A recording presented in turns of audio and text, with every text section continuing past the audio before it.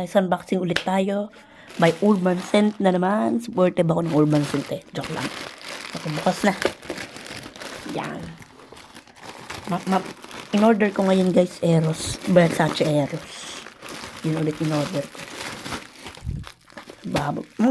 Maganda guys dito sa Urban Scent. Naka-bubble wrap siya. Yan.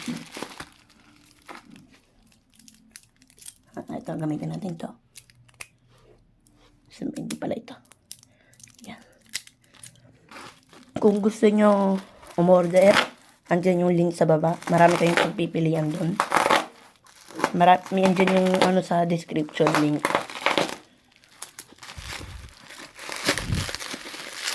Yung Eros Versace.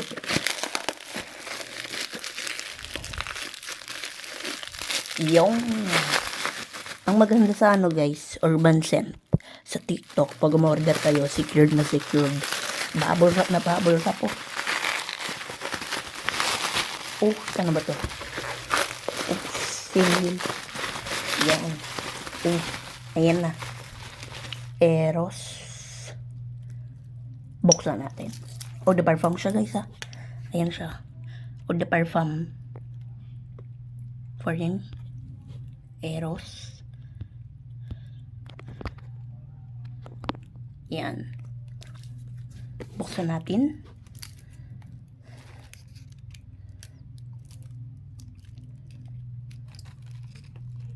Tagatin ko na lang yung taas. Yan.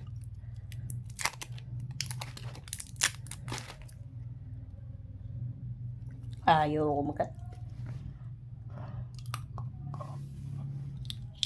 Yun.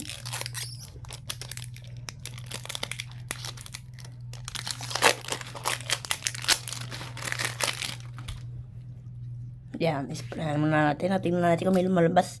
Baka naman may lumas dito kasi ano siya. Ganyan, walog ko pa yan eh. Parang tingnan natin kung may lumabas. Ayan. Spray. 1, 2, 3. Wala. Humigop na yan. Ayan. Humigop na yan. Ayan. 1, 2, 3. Yun. 3, 4, 5.